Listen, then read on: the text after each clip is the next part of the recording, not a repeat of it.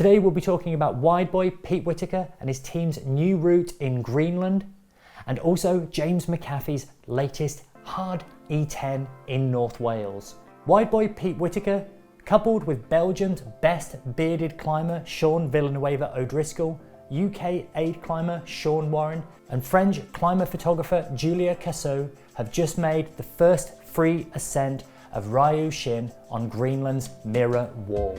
The line was attempted last year by Sean, Nico Favares, Ben Ditto and none other than Franco Cookson. But it proved to be too difficult and plans were made to return this year. The trip was supposed to include Japanese climber Keita Kurakami, who unfortunately passed away 2 weeks prior to the trip taking place. This was a tragic loss for the climbing community, with Keita having a known pre-existing heart condition, but achieving so much within his short climbing career. Keita climbed in the UK on a variety of occasions, repeating routes such as Gaia at Black Rocks, the Walk of Life down at Dyer's Point in Devon, and putting up his own E7 at Craigmoe in Scotland, mega bracket at E7. After his passing, there was discussion as to whether the trip was even going to take place. One of the team members, Takemi Suzuki, who is a close friend of Keita's, decided not to go and to stay at home in Japan, but the rest of the team decided to proceed as planned. This isn't the first time that Pete and Sean have been paired up after an extremely successful trip to Patagonia a few years ago now. And between the two of them, they must be two of the most experienced big wall climbers out there, and two of the most talented on awkward, rough and ready granite. And when Sean Villanueva O'Driscoll emails you to say, hey, I'm going back to Greenland this summer, I've got a king line, what else can you say but yes? Not only were they going to try the same line, but they were approaching it in the same style too. By that, meaning to try it predominantly in a trad style, with a minimal placement of bolts and no bolt and rivet ladders. In short, they had to be able to either climb everything or aid everything, and do so as naturally as possible with as minimalist a style as possible, or as minimalist as big wall climbing ever gets.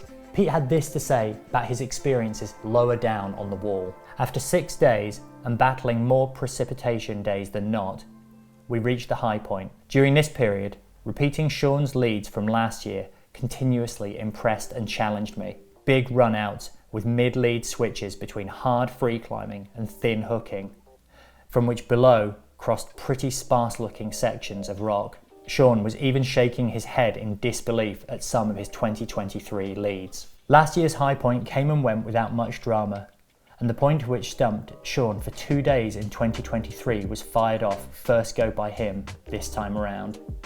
However, the next pitches into unknown and crackless ground went slower. Sean Warren put in some exceptional aid leads through creaky flakes and seams to reach what we all hoped what it was from below, a crack, one of the best free pitches of the climb. That crack then led to the summit, but it was no ordinary crack. It involved everything from tips through to squeezed chimney. Exactly the sort of thing that Pete has been honing for many years. Pete described the experience of sharing the summit with the Seans and Julia as blooming brilliant, which is a very Pete Whittaker way of describing something. With routes like this, there's much more to it than just the grade, but Pete has suggested that 6 or more pitches were up to 8B. And many of these featured R-rated, so run out, climbing. And 3 pitches were yet to be freed, so there's a return journey for anyone who fancies it. The route's name, Ryu Shin, translates as Heart of the Dragon and was named in memory of Keita. If you want to read Pete's full report, click here. Next up, James McHaffie has made the first ascent of what is undoubtedly the hardest trad climb in North Wales. Yama Heath comes in at a weighty E10 7A or French 8C+. It's essentially a direct start to Neil Carson's E9 Mission Impossible on Gathlirogoff in North Wales. In 2009, Caff made the second ascent of Mission Impossible, over 10 years since it was first climbed. But it wasn't until he belayed Emma Twyford on Mission Impossible last year that he noticed the possibility of a direct start. When Caff then attempted this, it proved to be too much. Here is what he had to say. I was baked when I got into Mission Impossible, and the start felt like a big deal to me at the time, and I didn't trust the gear that much. It was hard to envisage linking it into Mission Impossible. He went on to climb that direct start into another route, Heart of Stone and E7, which linked up at 8B, still E9 in its own right. But the main prize had not yet been done, and that had to wait until this year. Caff described the journey to climbing this route as pretty epic, having this to say about it.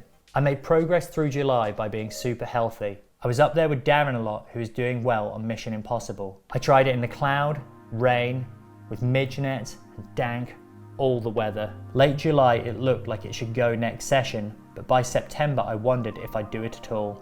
The rests are bad and it's really unrelenting. This year hasn't been a vintage year for mountain trad, with extremely mixed weather.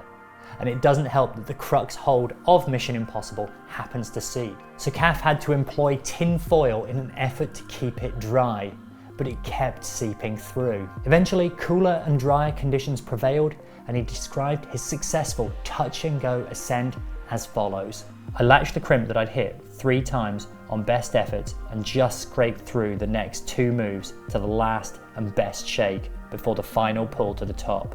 Physically, it's the hardest E10 in the UK, with Rhapsody being the other route of that sport level, but with a big run out. The route's name, Yama o Heath, means still here and is the title of a Welsh folk song. It'll be really interesting to see who lines up to repeat this, with the most obvious candidates being James Pearson, who has definitely been on a hunt to tick all of the hardest trad climbs in the UK. The other potential candidate is Dave McLeod.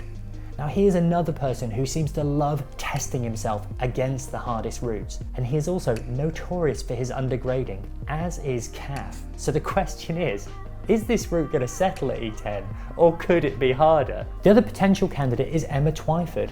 She's already climbed Mission Impossible, and is also just exceptionally good, really good at head pointing routes of this style.